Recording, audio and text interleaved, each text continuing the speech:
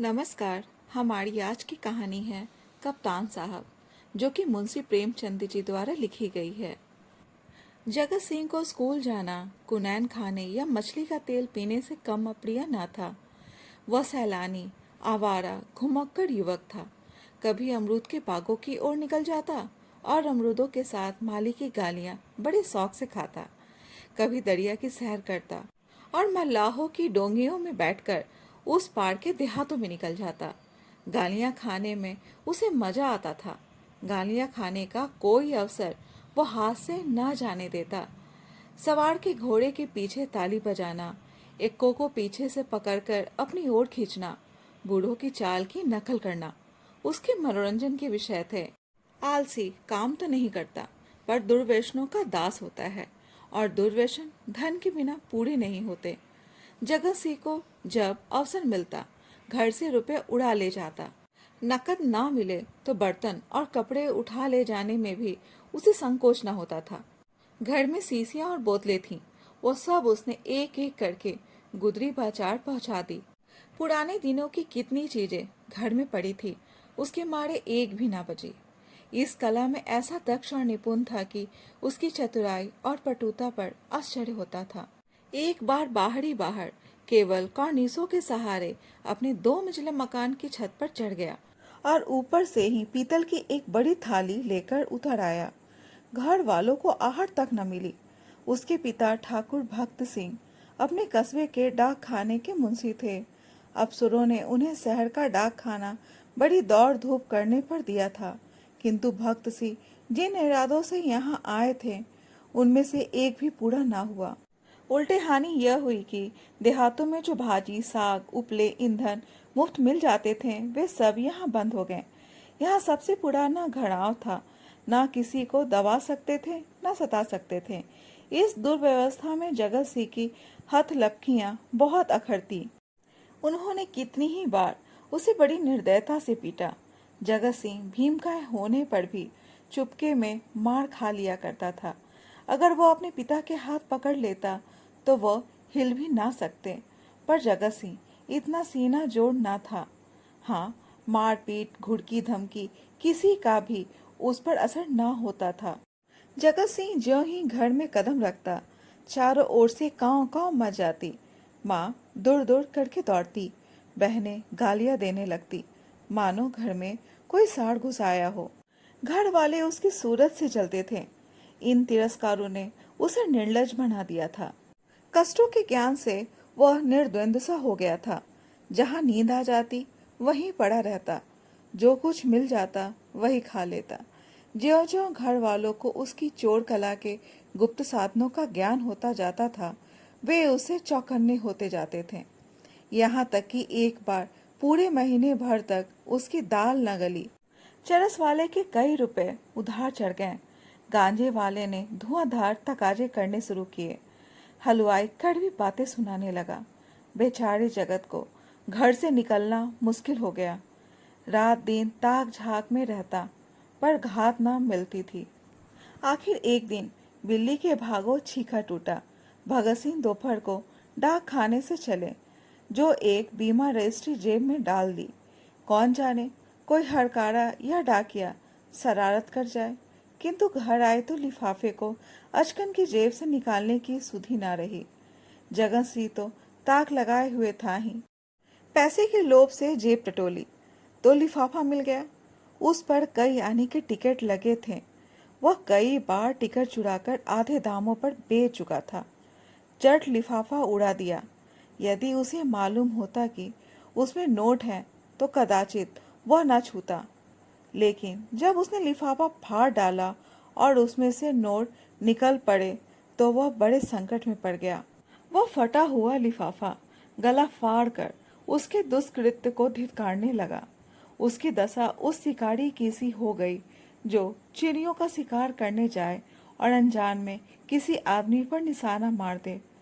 उसके मन में पश्चाताप था, लज्जा थी, दुख था, पर उसे भूल का दंड सहने की शक्ति न थी। उसने नोट लिफाफे में रख दिए और बाहर चला गया। गर्मी के दिन थे। दोपहर को सारा घर सो रहा था, पर जगत की आंखों में नींद न थी। आज उसकी बुरी तरह कुंदी होगी, इसमें संदेह न था। उसका घर पर रहना ठीक नहीं। 10-5 दिन के लिए उसे कहीं खिसक जाना चाहिए, तब तक लोगों का क्रोध शांत हो जाता। लेकिन कहीं दूर गए बिना काम न चलेगा। बस्ती में वो क्रोध वाले दिन अज्ञातवास ज्यादा दिनों तक नहीं कर सकता। कोई न कोई जरूर ही उसका पता बता देगा और वो पकड़ लिया जाएगा। दूर जाने के लिए कुछ न कुछ खर्च तो पास होना ही चाहिए। क्यों ना वो लिफाफे में से एक नोट निकाल ले। यह तो मालूम हो ही जाएगा कि उसी ने लिफाफा फाड़ा है। फिर एक नोट निकाल लेने में क्या हानि है। दादा के पास रुपए तो हैं ही, झक मार के दे देंगे। यह सोचकर उसने 10 रुपए का एक नोट उड़ा लिया। मगर उसी वक्त उसके मन में एक नई कल्पना का प्रादुर्भाव हुआ। अगर यह सब रुपए लेकर किसी दूसरे शहर में कोई दुकान खोल ले तो बड़ा मजा हो। फिर एक एक पैसे के लिए उसे क्यों किसी की चोरी करनी पड़े। कुछ दिनों में वो बहुत सा रुपया जमा करके घर आएगा तो लोग कितने चकित हो जाएंगे। उसने लिफाफे को फिर निकाला। उसमें कुल 200 रुपए के नोट थे। 200 में दूध की दुकान खूब चल सकती है। आखिर मुरारी की दुकान में 2-4 कड़ाव और 2-4 पीतल के थालों के सिवा और क्या है। लेकिन कितने ठाठ से रहता है, रुपयों की चरस उड़ा देता है। एक एक दांव पर 10-10 रुपए रख देता है। नफा ना होता तो वह ठाठ कहाँ से निभाता। इस आनंद कल्पना में वो इतना मग्न हुआ कि उसका मन उसके काबू से बाहर हो गया। जैसे प्रवाह में किसी के पांव उखड़ जाए और वो लहरों में बह जाए। उसी दिन शाम को वो बम्बई चल दिया। दूसरे ही दिन मुंशी भगत सिंह पर गबन का मुकदमा दायर हो गया। बम्बई के किले के मैदान में बैंड बज रहा था और राजपूत रेजिमेंट के सजीले सुंदर जवान कवायद कर रहे थे। जिस प्रकार हवा बादलों को नए नए रूप में बनाती और बिगाड़ती है, उसी भांति सेना नायक सैनिकों को नए नए रूप में बनाती और बिगाड़ती है। जब कवायद खत्म हो गई तो एक छड़हरे डील का युवक नायक के सामने आकर खड़ा हो गया। नायक ने पूछा, क्या नाम है? सैनिक ने फौजी सलाम करके कहा, जगत सिंह। क्या चाहते हो? फौज में भर्ती कर लीजिए। मरने से तो नहीं डरते? बिल्कुल नहीं, राजपूत हूँ, बहुत कड़ी मेहनत करनी पड़ेगी। इसका भी डर नहीं, अदन जाना पड़ेगा, खुशी से जाऊंगा। कप्तान ने देखा, भला का हाजिर जवाब, मन चला, हिम्मत का धनी जवान था। तुरंत फौज में भर्ती कर लिया।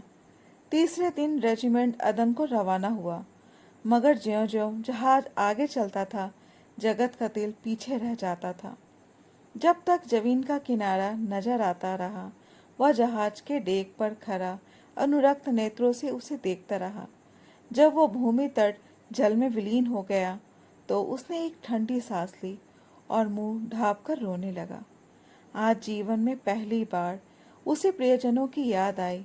वह छोटा सा कस्बा, वह गांजे की दुकान, वह सैर सपाटे, वो सुहूद मित्रों के जमघट आंखों में फिरने लगे। कौन जाने फिर कभी उनसे भेंट होगी या नहीं। एक बार वह इतना बेचैन हुआ कि जी में आया पानी में कूद पड़े। जगत सिंह को अदन में रहते 3 महीने गुजर गए। भांति भांति की नवीनताओं ने कई दिन तक उसे मुक्त किए रखा, लेकिन वह पुराने संस्कार फिर जागृत होने लगे। अब कभी कभी उसे स्नेहमयी माता की याद आने लगी, जो पिता के क्रोध, बहनों के धिक्कार और स्वजनों के तिरस्कार में भी उसकी रक्षा करती थी। उसे वो दिन याद आया जब एक बार वो बीमार पड़ा था। उसके बचने की कोई आशा न थी, पर ना तो पिता को उसकी कुछ चिंता थी, ना बहनों को। केवल माता थी, जो रात की रात उसके सिरहाने बैठी अपनी मधुर स्नेहमय बातों से उसकी पीड़ा शांत करती रहती थी।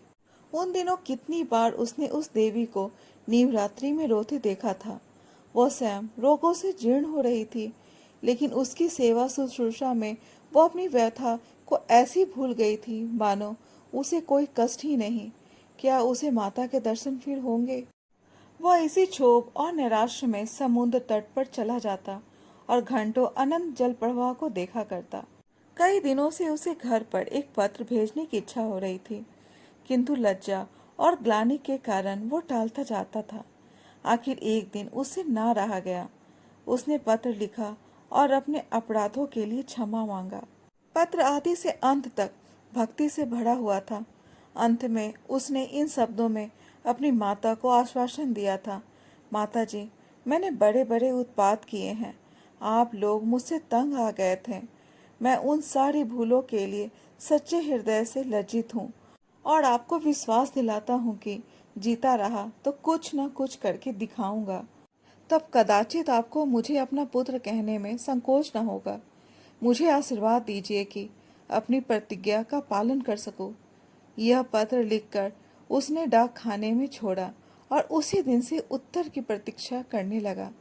किंतु 1 महीना गुजर गया और कोई जवाब न आया। उसका जी घबराने लगा। जवाब क्यों नहीं आता? कहीं माता जी बीमार तो नहीं है? शायद दादा ने क्रोधवश जवाब ना लिखा होगा। कोई और विपत्ति तो नहीं आ पड़ी। कैंप में एक वृक्ष के नीचे कुछ सिपाहियों ने शालिग्राम की एक मूर्ति रख छोड़ी थी। कुछ श्रद्धालु सैनिक रोज उस प्रतिमा पर जल चढ़ाया करते थे। जगत सिंह उनकी हंसी उड़ाया करता, पर आज वो विक्षिप्तों की भांति प्रतिमा के सम्मुख जाकर बड़ी देर तक मस्तक झुकाए बैठा रहा। वह इसी ध्यानावस्था में बैठा था कि किसी ने उसका नाम लेकर पुकारा। यह दफ्तर का चपरासी था और उसके नाम की चिट्ठी लेकर आया था। जगत सिंह ने पत्र हाथ में लिया तो उसकी सारी देह कांप उठी। ईश्वर की स्तुति करके उसने लिफाफा खोला और पत्र पढ़ा। लिखा था, तुम्हारे दादा को गबन के अभियोग में 5 वर्ष की सजा हो गई। तुम्हारी माता इस शोक में मरनासन है। छुट्टी मिले तो घर चले आओ। जगत सिंह ने उसी वक्त कप्तान के पास जाकर कहा, हुजूर, मेरी माँ बीमार है, मुझे छुट्टी दे दीजिए। कप्तान ने कठोर आंखों से देखकर कहा, अभी छुट्टी नहीं मिल सकती तो मेरा इस्तीफा ले लीजिए। अभी इस्तीफा नहीं लिया जा सकता। मैं अब एक क्षण भी नहीं रह सकता। रहना पड़ेगा। तुम लोगों को बहुत जल्द जंग पर जाना पड़ेगा। लड़ाई छिड़ गई। आह, तब मैं घर नहीं जाऊंगा। हम लोग कब तक यहाँ से जाएंगे? बहुत जल्द, 2 ही 4 दिनों में। 4 वर्ष बीत गए। कैप्टन जगत सिंह का सा योद्धा उस रेजिमेंट में नहीं है। कठिन अवस्थाओं में उसका साहस और भी उत्तेजित हो जाता है। जिस मुहिम में सबकी हिम्मतें जवाब दे जाती हैं, उसे सर करना उसी का काम है। हल्ले और धावे में वो सदैव सबसे आगे रहता है। उसकी त्योरियों पर कभी बल नहीं आता। उसके साथ ही वह इतना विनम्र, इतना गंभीर, इतना प्रसन्नचित्त है कि सारे अफसर और मातहत उसकी बड़ाई करते हैं। उसका पुनर्जीवन सा हो गया। उस पर अफसरों को इतना विश्वास है कि अब वे प्रत्येक विषय में उससे परामर्श करते हैं। जिससे पूछिए वही वीर जगत सिंह की वीरउदावली सुना देगा। कैसे उसने जर्मनों की मैगजीन में आग लगाई, कैसे अपने कप्तान को मशीन गनों की मार से निकाला, कैसे अपने एक मातहत सिपाही को कंधे पर लेकर निकाल आया। ऐसा जान पड़ता है उसे अपने प्राणों का मोह नहीं, मानो वह काल को खोजता फिरता हो। लेकिन नित्य रात्रि के समय जब जगत सिंह को अवकाश मिलता है, वह अपनी छोलदारी में अकेले बैठकर घर वालों को याद कर लिया करता। 2 4 आंसू की बूंदें अवश्य गिरा देता है। वह प्रति मास अपने वेतन का बड़ा भाग घर बेच देता है और ऐसा कोई सप्ताह नहीं जाता जबकि वह माता को पत्र न लिखता हो। सबसे बड़ी चिंता उसे अपने पिता की है, जो आज उसी के दुष्कर्मों के कारण कारावास की यातना झेल रहे हैं। हाय, वह कौन दिन होगा जबकि वह उनके चरणों पर सिर रखकर अपना अपराध क्षमा कराएगा और वह उसके सिर पर हाथ रखकर आशीर्वाद देंगे। 4.25 वर्ष बीत गए। संध्या का समय है। नानी जेल के द्वार पर भीड़ लगी हुई है। कितने ही कैदियों की मियाद पूरी हो गई है। उन्हें लिवा जाने के लिए उनके घर वाले आए हुए हैं। किंतु बूढ़ा भक्त सिंह अपनी अंधेरी कोठरी में सिर झुकाए उदास बैठा हुआ है। उसकी कमर झुककर कमान हो गई है। देह अस्थि पंजर मात्र रह गई है।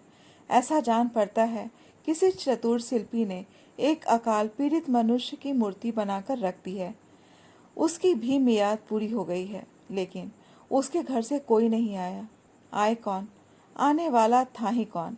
एक बूढ़ा किंतु हिष्ट पुष्ट कैदी ने आकर उसका कंधा हिलाया और बोला, कहो भक्त, कोई घर से आया?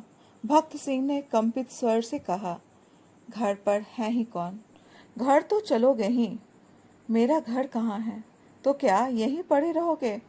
अगर ये लोग निकाल न देंगे तो यहीं पड़ा रहूंगा। आज 4 साल के बाद भक्त सिंह को अपने प्रताड़ित निर्वासित पुत्र की याद आ रही थी, जिसके कारण जीवन का सर्वनाश हो गया।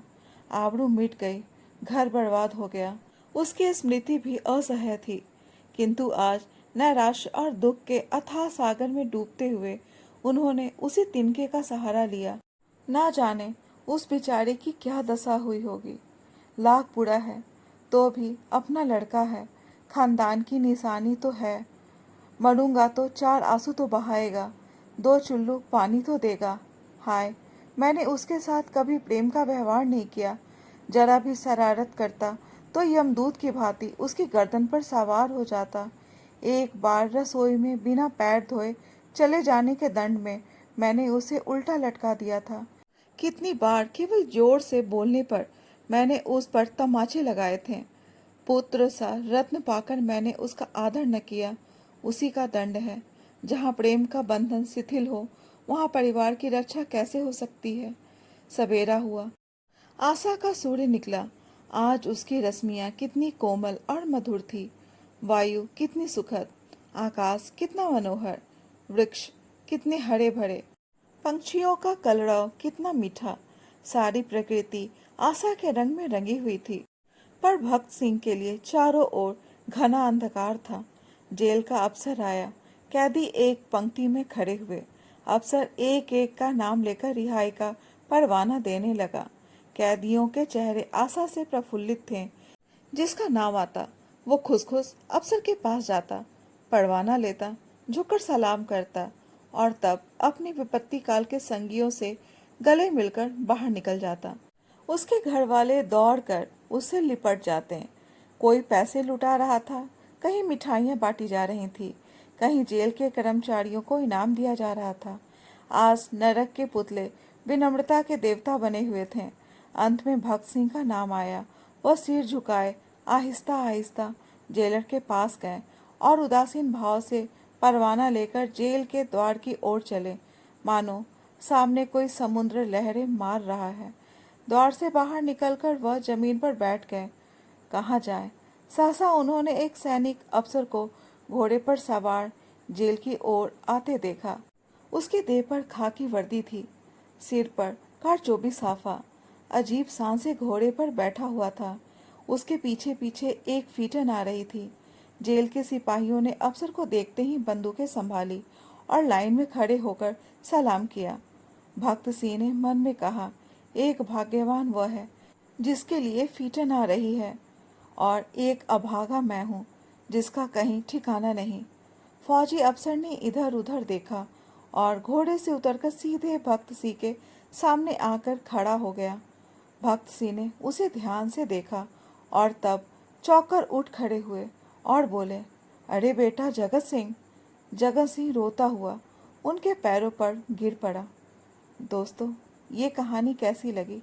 कमेंट बॉक्स में अपने विचार जरूर बताएं, और अगर कहानी अच्छी लगी हो तो कहानी को लाइक, शेयर और चैनल को सब्सक्राइब जरूर करें। धन्यवाद।